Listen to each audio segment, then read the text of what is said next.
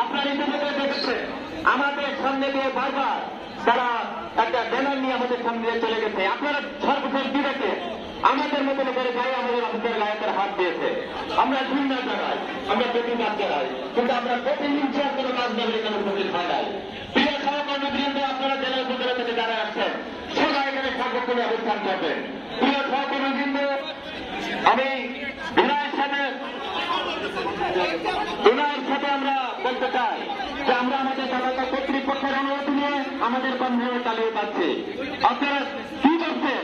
তারা যারা জঙ্গি স্টাইলে বারবার আমাদের সঙ্গে পুলিশ মন্ত্রণালয়ের অনুমতি নিয়ে সেখানে পালন করে যাচ্ছি।